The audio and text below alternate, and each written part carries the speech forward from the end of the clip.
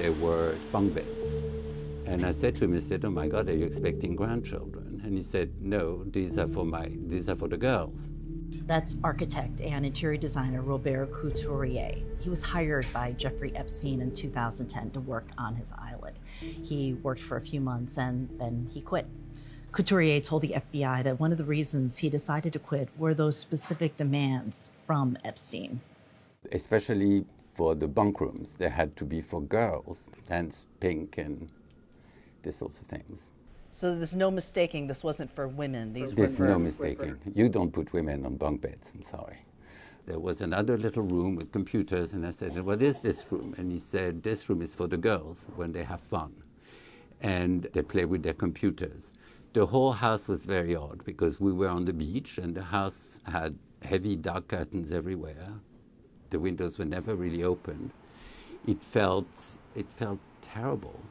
The girls and the young women who went on the island were basic prisoners. You couldn't leave. We dug through the files released by the Department of Justice and found the pictures and videos that show the signs of something being off on the island, even as rich and powerful guests visited. Those signs were impossible to ignore, says this designer.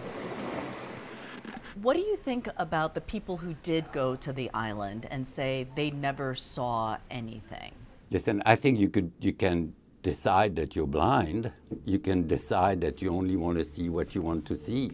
But the idea that a person would go to that island and not see something weird is impossible to me. For me to have seen it, everybody else had to see it. When you think back to how obvious it was to you, do you wonder about, no one saying anything back then?